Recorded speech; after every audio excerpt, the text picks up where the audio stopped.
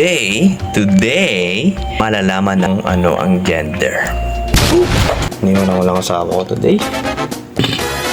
Nagpa-check up lang siya. No, medyo okay lang ako. Yung mga lola nila, yung nanay ko, yung nanay niya, nag-iisip na kung babae ba o lalaki. Nila alam. Ako, wala akong in-expect. Share ko lang, no? Nag-iisip na kami kasi ang asawa ko na inalas na namin to. Ako gusto ko talaga 4 o 5. Pero siya napapagod na siya, natatakot na siya na magpang-4. Which is, tama lang naman na sabihin niya kasi mahirap naman talaga magbuntis. Mas talaga support ng mga babae. Kaya, naintindihan ko siya. I don't really mind kung anong gender yon. I will accept ang binigay ni Power sa atin.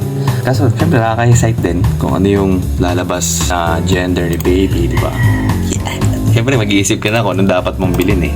Gusto mong ipasuot, no? Mga sombrero, damit, kung anong kulay, blue, kulay pink. Kaya susunduin ko siya doon. Siguro mga after ko mag-work. Ngayon kasi naka-lunch pa ako eh. Mga 7:30 a.m. Siguro puntaan ko siya. Pero di pa namin basta-basta i-reveal kasi balak niya. Isabay sa birthday ko. Birthday ko tapos gender reveal. Work muna ako. Balitaan ko yun.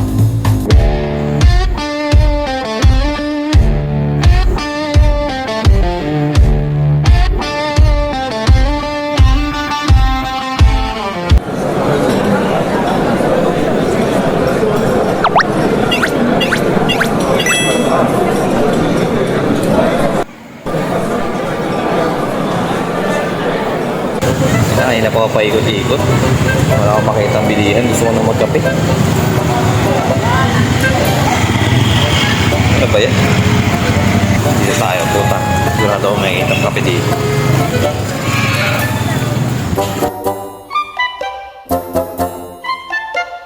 Ba't dun sa may gilid mo na? Saan? Ito? Plato? Yung ballpen kasi kailangan ko dyan. Ang kulay. Lahat na lang. Di ko alam. Walang Grabe ka naman sa lahat. Lapin mo na lang. Naman napakadami naman. Hindi ko makita kasi. Hindi mo naman trinay eh. Ito na nga eh. Ito pala. Ano lahat? Dito lang. Ano ba? May video. Uy, dyan pala kayo. Storage na naman yung ano ko na yan. Ano maging full storage? Kasi nakakonect yan sa Google ko eh. Hindi ko matanggal pa ano. Tapos ng Gmail ko. Hindi makareceive ng... Sa storage ng Google mo? Delete mo na lang. Dinidelete ko nga. Ipunga ko naman to eh. Diyan pala kayo guys. Nalobat yung phone ko. Buwisit na yan. Well, kanina dahil galing kami dun sa medical center. May binabala kasi siyang gawin eh. Kasi hindi siya pinayagan. Ang problema, kailangan mag 30 years old siya kasi nagbabalak siyang magpa-tagulap. Palagate. Bukas, pupunta kami sa Nabaliches Bayan para magpatingin na gender at nalalaman namin. Ay nako. Ayaw mo. Ay, ano ay na ako napagod.